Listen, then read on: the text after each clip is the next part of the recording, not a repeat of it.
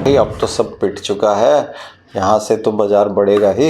I was telling them भाई लोग थोड़ा बहुत बढ़ेगा, उसके बाद तो नेक्स्ट ट्रिगर की आशा रखनी पड़ेगी। Well what they asked me what is that next trigger? As I said, it's always liquidity, my friends.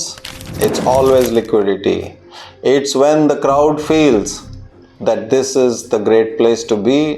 So they said that, Are, but the crowd is already in equities. I said, but crowd is not only you and me. Crowd is also big institutions. It's also the foreign ones. It's also those retail guys who have shrunk their folios. It's also the derivative guys. Derivatives have fallen after the government increased taxes.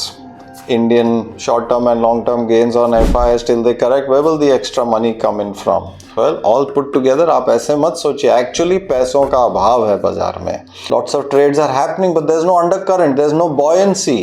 Also, there's no buoyancy in debt-fueled expansion. Where is if debt-fueled expansion, equity भरपूर मिल रही है, date भी raise नहीं हो रहा है, total capital formation, growth of credit, see all these numbers. Companies are not investing hand over fist.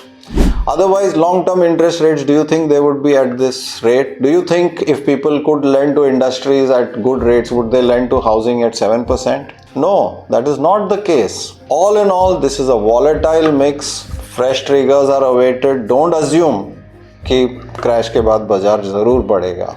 The government has created an absurd kind of mix, a kind of financial repression, a kind of high taxation on debt, which has forced people to go for equities in order to beat inflation. But हर आदमी equity जा नहीं पाया, हर आदमी equity में कमा नहीं सकता. A lot of money people have put into scam based investing.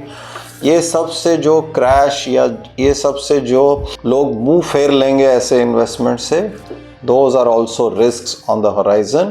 The government should note. Don't assume anything.